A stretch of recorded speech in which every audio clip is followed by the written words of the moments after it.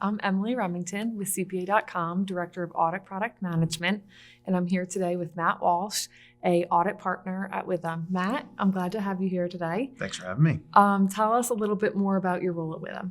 Yeah, so I'm an audit partner at Withum. I started my career with Withum and proud to have been there the entire time.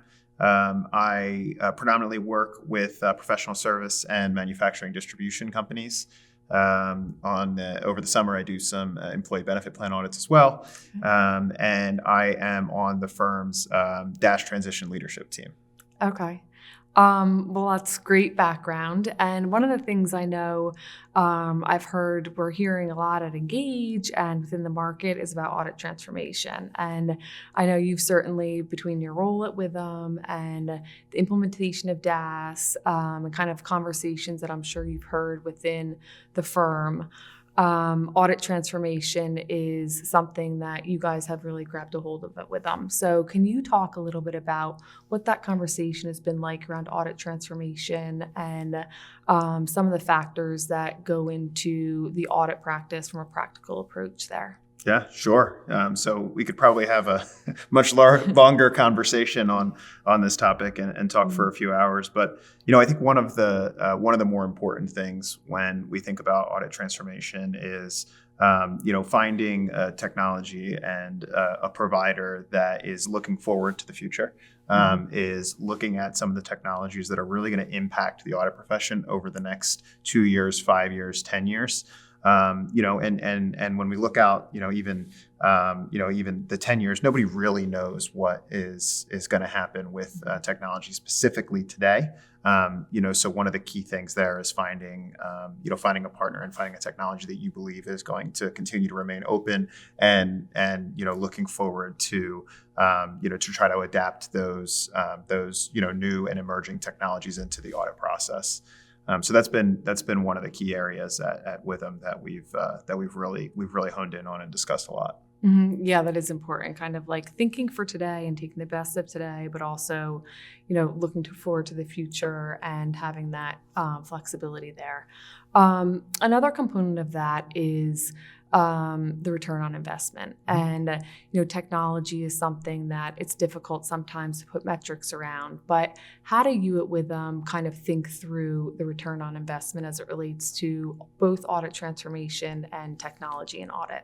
Yeah, sure. So it's certainly a hot topic of conversation. I mean, we're accountants, right? So obviously we want to enumerate everything, and we want to think about how when you spend on a new technology, how that's going to impact you and impact your audit teams. I think when it comes to audit transformation, you have to think about a few. We'll call them like extracurriculars when it comes to the ROI, right? You have to think about the empowerment that it gives your teams, right? The ability for your teams to continue to allow technology to guide the way, and really bring them to upskill and do more valuable work, right? And one of the things that that's important when you're doing that is just thinking about finding, audit technologies that will allow them to upskill more quickly, right? Mm-hmm. I mean, we want to get our staff who come out of college upskilled as quickly as possible to be able to be doing valuable things. And we think that technology that is replacing some of the more we'll call them tedious historic tasks of ticking and tying, right? Things that can be, done in a more automated way. That allows them to really dig in and understand how to do an audit, right? How to go about planning an audit and executing an audit, and then how to deliver value. Mm-hmm. That's great. And kind of along that same line, firms of all sizes are thinking through that at this point.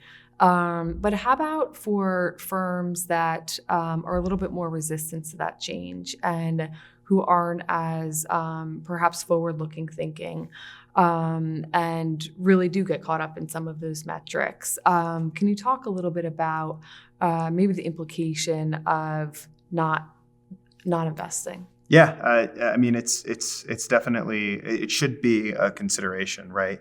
the landscape of the audit profession is changing, whether we want it to or not. And, we are generally in our nature a little bit more reserved, a little bit more conservative when it comes to these things.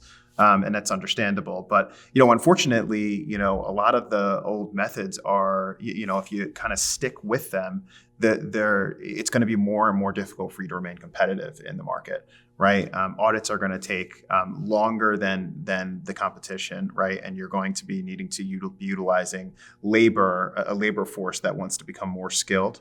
And if you're not providing those opportunities, unfortunately, it's going to be harder and harder for you to obtain that talent necessary to do the audit.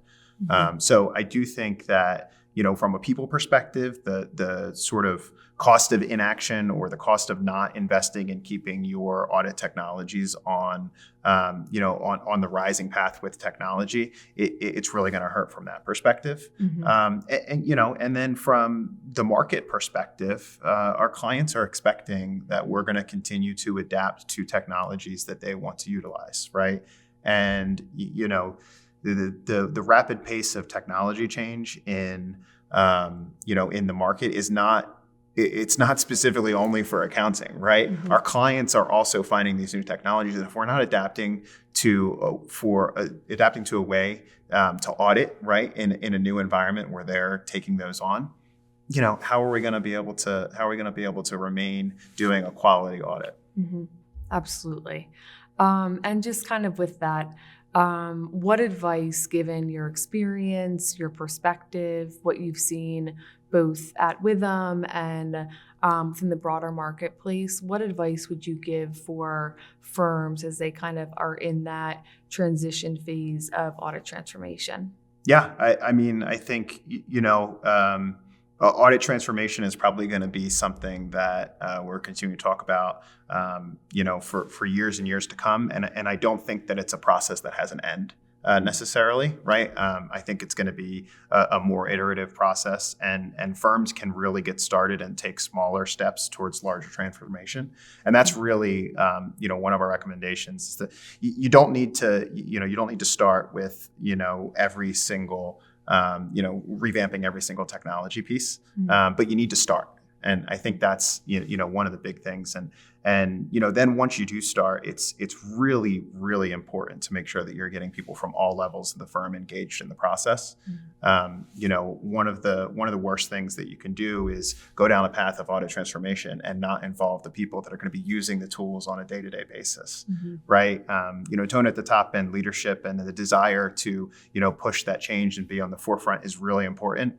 But if you don't consult the people that are going to be doing all of the, all of the heavy lifting, it's a little difficult to get buy-in. So that is really the piece of advice. It's start as soon as you can, and and get all levels of the firm involved. Yeah, that's great advice. Well, thank you so much. Sure. It's great having you here. Yeah, thank you.